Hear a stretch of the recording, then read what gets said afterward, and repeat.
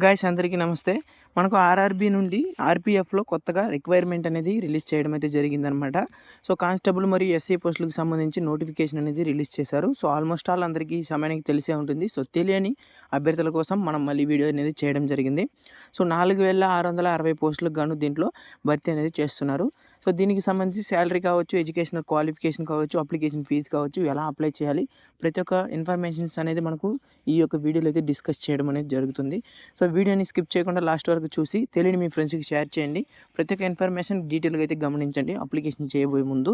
And application పెట్టేటప్పుడు చాలా జాగ్రత్తగా అయితే అప్లికేషన్ అనేది పెట్టండి. సో, సిగ్నేచర్ కావచ్చు, మీ యొక్క ఫొటోస్ కావచ్చు క్లారిటీగా కనిపించే విధంగా. ఎందుకంటే ఎన్నో రకాలైనటువంటి స్టూడెంట్స్ కావచ్చు, అభ్యర్థులు ఎగ్జామ్ హాల్ వరకు పోయి కూడా ఎన్నో మంది రిజెక్ట్ అయ్యి తిరిగి రావడం అనేది జరుగుతున్నది, ఇది కామన్. సో, కాబట్టి కొంచెం జాగ్రత్తగా అప్లికేషన్ అనేది పెట్టండి. ఇప్పుడు దీనికి సంబంధించిన పూర్తి వివరాలు అనేది మనం డిస్కస్ చేసుకుందాం. సో ఫ్రెండ్స్, ఇప్పుడు చూసుకున్నట్లయితే దీనికి సంబంధించి వీళ్ళు ఇచ్చినటువంటి ఈ యొక్క అఫీషియల్ నోటిఫికేషన్లో మనకు 2 రకాలైనటువంటి పోస్టులు అనేది ఇక్కడ భర్తీ అనేది చేస్తున్నారనమాట. సో, ఇక్కడ చూడండి, ఒకటి సబ్ ఇన్స్పెక్టర్, ఒకటి మళ్ళీ కానిస్టేబుల్. సో, ఈ విధంగా మనకు 2 రకాల పోస్టులని దీంట్లో భర్తీ అనేది చేస్తున్నారు. సో, దీనికి సంబంధించి మనకు ఓపెనింగ్ అప్లికేషన్ అనేది 15/4/2024 అయితే ఇవ్వడం జరిగింది. అంటే ఏప్రిల్ 15th ఆల్రెడీ స్టార్ట్ అయితే అయిపోయిందనమాట. సో, మనకు మే 14th వరకు మనకు అవకాశం అయితే కల్పించారు. కాబట్టి ఇంతవరకు అప్లై చేయనటువంటి మీ ఫ్రెండ్స్కి గాను మీరు కూడా అప్లికేషన్ అనేది పెట్టేసేయండి. ఇక దీనికి సంబంధించి పూర్తి వివరాలు అయితే చూడండి. ఫస్ట్ దీంట్లో వేకెన్సీ పరంగా చూసుకున్నట్లయితే ఏ పోస్టులకి ఎన్ని వేకెన్సీస్ అనేది ఇక్కడైతే క్లారిటీ ఇచ్చారు. సో, ఫస్ట్ మనకు సబ్ ఇన్స్పెక్టర్కి సంబంధించి చూసుకున్నట్లయితే దీనికి సంబంధించిన ఎడ్యుకేషన్ క్వాలిఫికేషన్ అనేది డిగ్రీ అనేది మీరు కంప్లీట్ చేసి ఉంటేనే సరిపోతుంది, మీరు అప్లికేషన్ అనేది పెట్టుకునేసేవచ్చు. ఇంకా దీనికి సంబంధించి ఇనిషియల్ పే అనేది మనకు 35,400 వరకు దీంట్లో స్టార్టింగ్ శాలరీ అనేది మనకు కల్పిస్తున్నారనమాట. ఇక మెడికల్ స్టాండర్డ్ కింద B1 అయితే ఇచ్చారు. ఇక ఏజ్కి సంబంధించి ఈ యొక్క 1/7/2024 జూలైకి అంతా మీకు ఈ యొక్క 20 to 28 ఇయర్స్ లోపల అయితే ఉండాల్సిన అవసరం అయితే ఉంటుందన్నమాట. సో, జూలై 7కి అంతా ఓకేనా. సో, నెక్స్ట్ వేకెన్సీ పరంగా చూసుకున్నట్లయితే 452. సో, ఈ యొక్క వేకెన్సీ అనేది ఈ యొక్క సబ్ ఇన్స్పెక్టర్కి ఇచ్చినటువంటిది. సో, నెక్స్ట్ కానిస్టేబుల్కి సంబంధించి ఇచ్చారు. So, 10th pass or equivalent. So, 10th కావచ్చు, దానికి సంబంధించి ఈక్వలెంట్గా వేరే ఏదైనా మీరు కానీ చేస్తుంటే సో, దానికి సంబంధించి మీరు అప్లికేషన్ అనేది పెట్టుకునేసేవచ్చు. ఇనిషియల్ పే అనేది స్టార్టింగ్లో మీకు 21.7K అయితే ఇవ్వడం అయితే జరుగుతుందన్నమాట. సో, 21,700 అయితే ఇవ్వడం జరుగుతుంది. సో, దీనికి కూడా యాజ్ ఇట్ ఈజ్ ఆ యొక్క డేట్కి అంతా జూలై 1కి మీకు 18 ఇయర్స్ అనేది కంప్లీట్ అయ్యి 28 ఇయర్స్ లోపల అయితే ఉండాల్సిన అవసరం అయితే ఉంటుంది. ఇక దీనికి సంబంధించి ఎక్కువ వేకెన్సీస్ అనేది వేలల్లో ఇవ్వడం అయితే జరిగిందనమాట.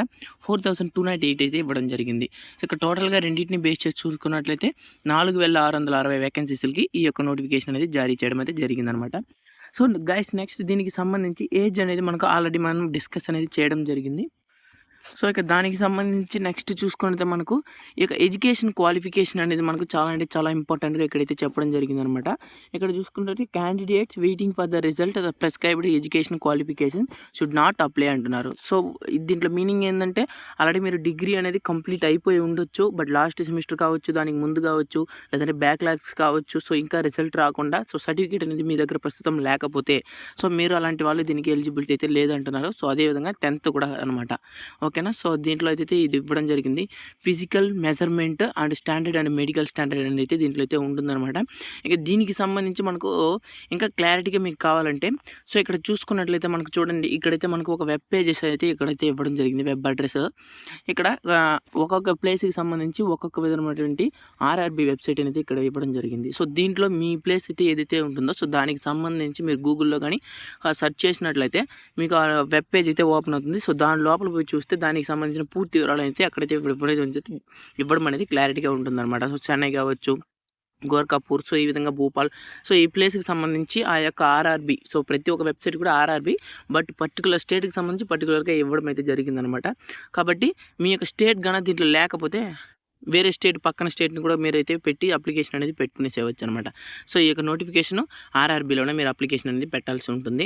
ఇక దీనికి సంబంధించి మనకు అప్లికేషన్ ఫీజెస్ అనేది మనకు మెన్షన్ చేశారనమాట. So, for all candidates except the categories of mentioned below అనేసి కొన్ని కేటగిరీస్ని ఇక్కడ 2వ కేటగిరీ కింద SC ST ex services man and female and minority for the economically backward, so వీళ్ళైతే ఎవరైతే ఉంటారో these fees 250 shall be refunded only different duly deducting the bank charges application on appearing in the CBT అంటున్నారు. ఇక్కడ ఈ యొక్క 250 rupees అనేది ఈ యొక్క కేటగిరీ వాళ్ళు ఎవరైతే ఉంటారో వాళ్ళకు మాత్రమే అప్లికేషన్ ఫీజెస్ కింద అయితే ఉంటుంది. అది మాత్రమే ఇక్కడ రీఫండ్ అనేది ఉంటుందన్నమాట. ఇక్కడ చూసుకోండి, out of this fees 500 an amount of 400 shall be refunded duly deducting bank charges applications appearing the CBT అంటున్నారు. సో ఈ యొక్క కంప్యూటర్ బేస్డ్ టెస్ట్ ఎప్పుడైతే ఉంటుందో అప్పుడు ఇక్కడైతే మనకు దాన్ని రీఫండ్ అనేది అంటే ఈ యొక్క బ్యాంక్ ఛార్జెస్ దాని కింద డిడక్టింగ్ అనేది చేయబడుతుందని అయితే అంటున్నారు. సో దానికైతే మనకు కరెక్ట్గా చేస్తారా లేదని అయితే మనకు క్లారిటీ అయితే లేదు.